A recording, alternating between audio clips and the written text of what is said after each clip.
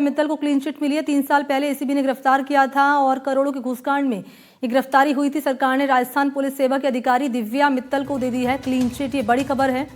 3 साल पहले एसीबी ने मित्तल को अजमेर से गिरफ्तार किया था दवा बिजनेसमैन से 2 करोड़ की रिश्वत मांगने के मामले में।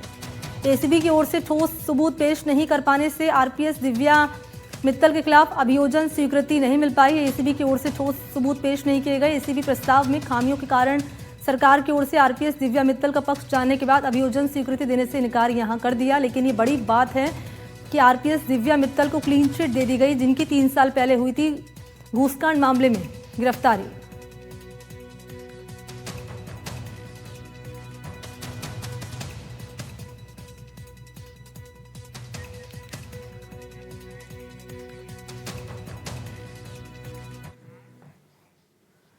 और इस पूरे मामले पर बयान सामने आया डिप्टी सीएम प्रेमचंद बैरवा का, वो भी आप सुनिए। सरकार कभी भी नहीं पलटती है, सरकार काम करती है और आम जन के हित में काम करती है। एसीबी गलत है। नहीं, मैं ये नहीं कह रहा गलत है। सब चीज जांच होने के बाद पता लगता है। दिव्या मित्तल सही है आपके हिसाब से और एसीबी गलत है? देखिए ये जांच का विषय है। तो यहाँ पर आप सुन रहे हैं कि डिप्टी सीएम है प्रेमचंद बैरवा, वो कह रहे हैं जांच का विषय है इस मामले में। उनका स्टेटमेंट आपने सुना, कह रहे हैं कि जांच का विषय है। और देखिए बड़ी बात यह है कि 3 साल पहले एसीबी ने गिरफ्तार किया घूसकांड मामले में। विश्वास के पास चलते हैं, इस वक्त जुड़ चुके हैं हमारे साथ। विश्वास, सवाल कई सारे हैं इस मामले में और महत्वपूर्ण सवाल ये है यहाँ, 3 साल पहले जब घूसकांड में, वो भी करोड़ों के घूसकांड में गिरफ्तार किया गया दिव्या मित्तल को और अब क्लीन चिट दे दी गई है, इसके पीछे के मायने हम क्या समझे और अब क्या सबूत पेश कर दिए गए जिसके आधार पर अब क्लीन चिट दे दी गई पहले जिनकी गिरफ्तारी हुई थी?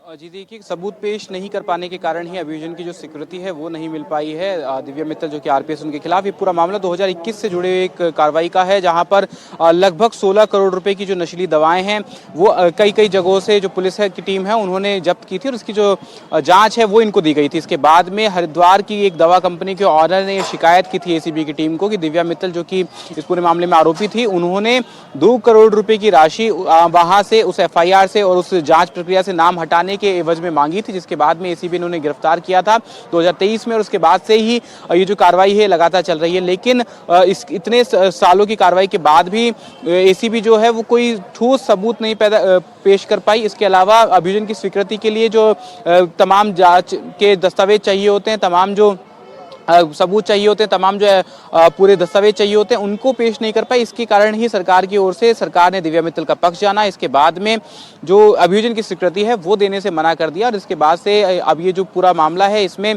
क्लीन चिट दिव्या मित्तल को मिल गई। इस पूरे मामले में एक गंभीर सवाल ये खड़ा होता है कि जो जांच एजेंसी है, एसीबी जो जांच एजेंसी है, उनके द्वारा किस तरीके से इतने सालों के बाद भी कैसे जो दस्तावेज पेश किए जाने थे, जो पूरे सबूत पेश किए जाने थे, जो प्रूफ्स पेश किए जाने थे, वो क्यों नहीं पेश कर पाए। इसके अलावा जांच में कहां पर किस किस स्तर पर खामी रही, जैसे कि पूरी बातचीत में, पूरी जानकारी में सामने आ रहा है कि एफएसएल की जो ऑडियो सैंपल मिला था उसकी जांच हुई, लेकिन दिव्या मित्तल ने अपना ऑडियो सैंपल देने से मना कर दिया और वॉइस सैंपल जो है वो नहीं मिल पाया एसीबी को। इसकी वजह से जो जांच है वो पूरी तरीके से नहीं हो पाई। साथ ही अन्य जो पूरी बातचीत के रिकॉर्ड्स चाहिए थे, जो इस तरह के जो ठोस सबूत चाहिए थे, जिससे कि इस बात की पुष्टि हो पाती कि जो दिव्या मित्तल है उन्होंने इस पूरे मामले में किस तरीके से उनकी संलिप्तता है, वो एसीबी की ओर से पेश नहीं कर पाई गई एसीबी। इस वजह से इस पूरे मामले में अभियोजन की स्वीकृति देने से अब सरकार की ओर से मना कर दिया गया है। इसके साथ ही अब दिव्या मित्तल को क्लीन चिट मिल गई है।